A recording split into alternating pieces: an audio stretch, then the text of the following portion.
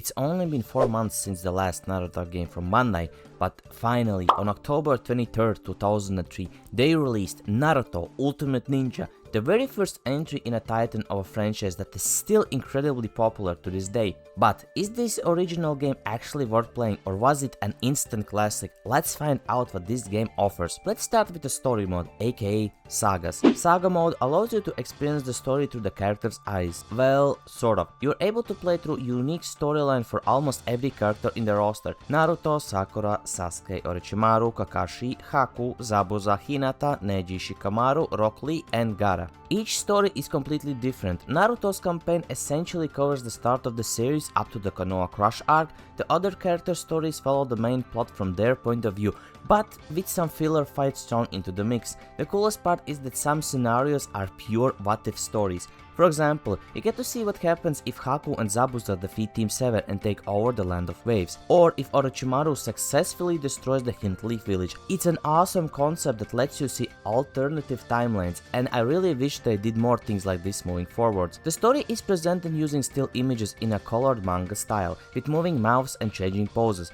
All the interactions are fully voiced, while the conversations aren't super deep and mostly just serve as an excuse for why they are fighting. It still has a lot of charm. Each character usually has 6 or 7 fights. Once you finish them, you get a small cutscene, and beating a campaign unlocks a new character and their respective saga to play through. After the dialogue wraps up, we get a sick manga panel introduction of the stage and the fighters, and the battle begins. I love how CyberConnect 2 built this game with the manga aesthetic in mind. The battles happen in lanes. Each stage has multiple depth levels you can jump between, with obstacles scattered throughout. If you look closely in the background, you'll see characters that actually had an impact on the story standing around. You can spot Konohamaru hiding in the Hokage's monument stage while Ebisu is looking for him, or on the Konoha stage, you're able to see the cat lady hugging her cat. These cameos brings the stages to life, but they also serve a gameplay purpose. If you hit some of them, they drop items. They even have unique animations reflecting that they just got smacked. This game puts a massive emphasis on battle items. There are health and chakra regeneration drops, character specific ninja tools, and support items. In this game, every fighter has a designated support character like Iruka, Tenten, or Temari, for example, who will randomly pop up to toss you items. Sometimes you'll get a special support item that actually summons them onto the battlefield to help you deal extra damage. The stages themselves are dynamic. For example, the Tower stage has a gusto wind that can blow you off the edge, and the Forest of Death has a giant snake that will roam around and randomly attack the players. On top of that, the arenas are riddled with boxes and training dummies you can destroy for random drops. The combat mechanics are simple but effective. You only use one attack button, and your combos are determined by the directional inputs you press while swinging.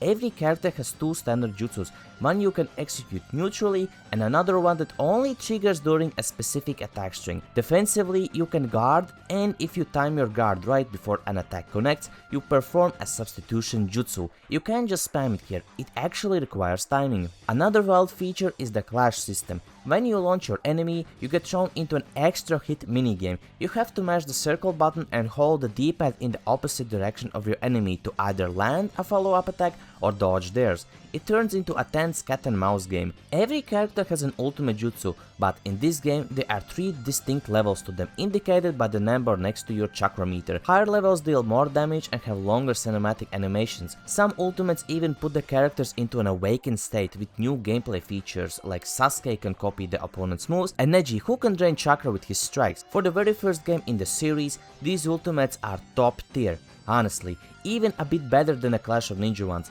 My only gripe is that they drag on for a bit too long. Once you trigger an ultimate, you enter a bottom-ridden minigame where you have to input the correct sequence to either deal max damage or defend against it. This mechanic becomes a staple of the OG Ultimate Ninja era. Finally, if you get knocked down, a command prompt sometimes appears. If you hit it, your character jumps into a completely different linked stage, recovering some health in the process. The transition animation looks like a manga page turning, which is a brilliant touch. The roster is a bit small, featuring 14 playable characters, 2 of them Curse Mark Sasuke and QB mode Naruto, are hidden characters locked behind the mission mode. Here is a crazy fun fact, these 2 are actually Western exclusive separate characters. In the original Japanese release, the only way to play them was to trigger Naruto's and Sasuke's ultimate jutsu to awaken them in these forms. It's really weird that Bandai decided to split them into separate character slots for the Western release. For the first game in the series, it boasts a very impressive 12 maps to play in, a big step up from Clash of Ninja with 7 stages. The stages are categorized by colors on the selection screen,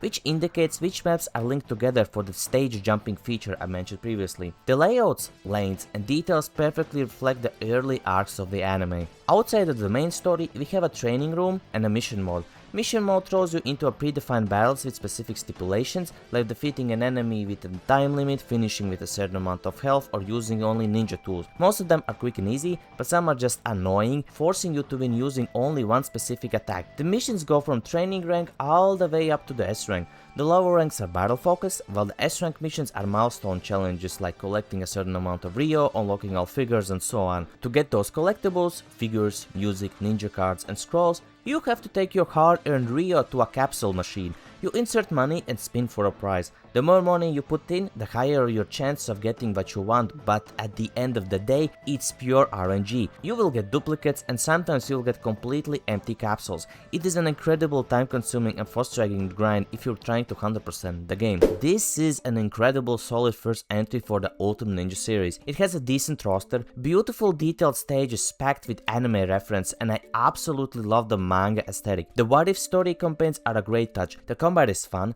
but the movement feels slow, and the inability to extend combos in the air limits the gameplay a bit. The ultimate jutsus look insane, but dealing with 3 different levels of them slows the pacing of the fights down way too much. Also, manually charging chakra by holding the D-pad takes a lifetime, so you are better off just stealing it from your opponent by knocking them into the walls. For the Road to Hokage tier list, I'm placing Naruto Ultimate Ninja at the very top of A tier. It's not a perfect game, but it's an ultra solid foundation for the series. What do you guys think? Does this game deserve an A? Let me know in the comments below. But before I go, I as well have to give a big shout out to the members Dupa, Sopix, Mati and Deckbats for being channel members while currently making this video. Thank you so much guys, and thank you for watching the video. Hope you enjoyed this and have a nice day/evening. See ya, bye bye.